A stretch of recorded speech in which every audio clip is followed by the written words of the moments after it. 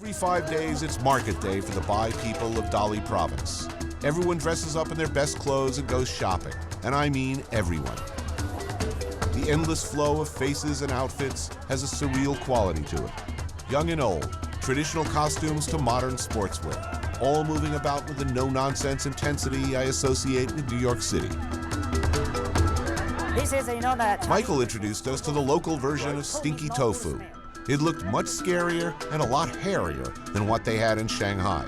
Right, and what is this on top? like a mold. Let's mold. Mold takes place inside. Ah. You understand? Yeah, so this is the stinky tofu, 对。 and this hair on top is the mold from fermentation. I have no doubt I'll be seeing you again later. 还有， I did try this though, and hey, it only looks like plaster of Paris. It's rice candy, but it's like saltwater taffy. Wase Market covers all the bases, from personal grooming to common household items. This is a traditional Chinese medicine. Yeah. But as always, it's the local utility food that makes me happy. Dried chilies, all sorts of mushrooms, fresh produce, and pork. Well, as fresh as pork gets. We picked a soup stand totally at random. Yeah, that looks good. And as is so often the case, a near perfect meal just happened. Chicken base. Yeah. The ingredients weren't especially remarkable for China. Fresh rice noodles with soybean leaves. A chicken broth with soy sauce. Topped with scallions, pickled vegetables, sesame oil, and a chili pepper and meat sauce. Yeah, just what I needed. Now I'm happy. A simple good thing. To the Bai, everyday food. To me, an amazement. Given that the province of Yunnan shares borders with Laos, Vietnam, Myanmar, Tibet, and 3 other Chinese provinces, it's no surprise that the Wase Market sells a fantastic variety of products to the local Bai people. I don't linger that much, eager to follow that food back to Michael's house overlooking Lake Erhai for a real Bai meal. So this is your village? This is my village, yeah. In town. You grew up here? My hometown, yeah. I was born here. Bai culture has existed here in Dali province literally since the Stone Age. The Bai's Tibetan roots have blended with other Chinese influences for a long time. After walking around for a while, we sat down to the main meal, starting with something I haven't had before. Raw pork, you know? Uh-huh. Yeah. Raw pork. Here is very popular. You know, Eating raw meat actually has a long history in Yunnan province. Marco Polo commented on it when he was here, and people still have it, particularly on special occasions like weddings. It's okay? Yeah.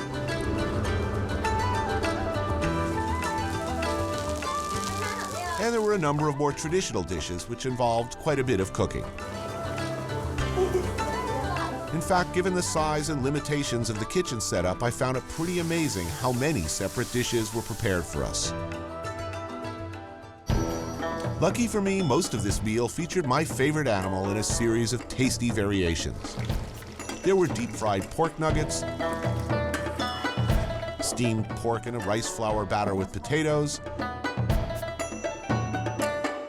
a sweet, slow-cooked barbecue-style pork.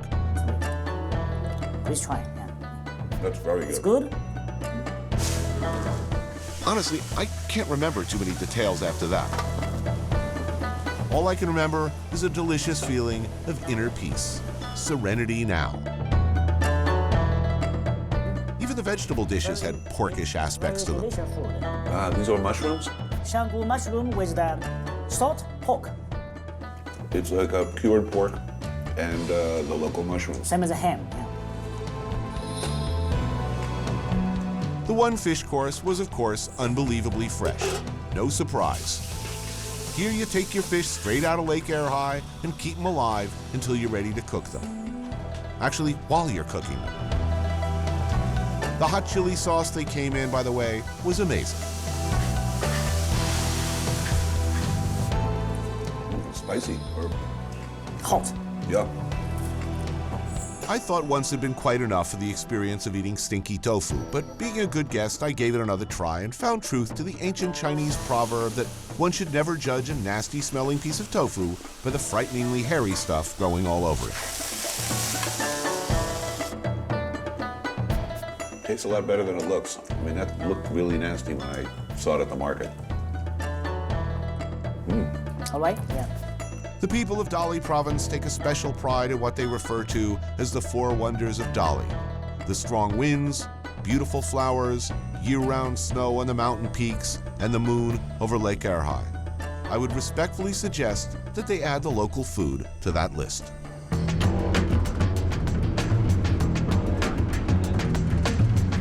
The trip from Dali to LiJiang is a short one by Chinese standards. Only a few hours north, deeper into the Himalayan foothills. The predominant ethnic group in LiJiang is the Nashi. The Nashi and the Bai were a single group almost 2,000 years ago, and LiJiang has been the Nashi capital since that time. LiJiang now maintains its identity by the mixed blessing of tourism, and the old city is off limits to cars. With a population of only 300,000, the Nashi are one of China's smallest ethnic minorities, but a remarkable amount of their historical culture remains, including one of the world's oldest forms of writing, known as Dongba. In many ways, the Nashi point back to the very ancient cultures of the Central Asian steppes.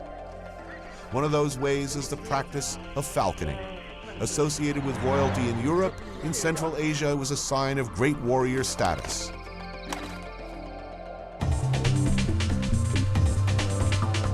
Our Nashi guide here, Yumei, has hooked us up with a local falconer to give us a small sense of a proud tradition. So this is how Nashi men traditionally used to hunt? Yes, if they have time, they get together and go to hunting. Not too many people do this anymore, though. No, not so many. All resources are limited out here, and falconers have always observed seasonal hunting patterns to allow for mating and birthing of prey animals. Traditionally used to hunt for furs, falcons are carnivores and don't live on birdseed. Each bird needs over a pound of meat a day, making this a very expensive hobby. When they're in the wild, what is their natural prey? Birds, Right, different kinds smaller of birds. Yes. A bird that eats other birds, and look, they brought lunch.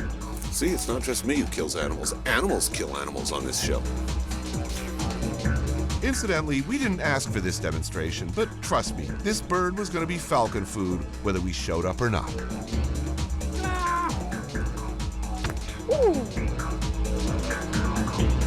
It was easy to set it up so the bird would return to me. This is something I shouldn't do in Central Park. Poodles beware.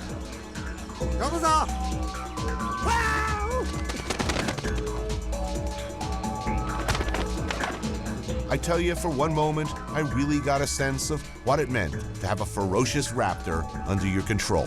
Eat, my little friend, eat. He hits your hand hard. It's a real serious thwack. If you were a small animal, that would be pretty shocking.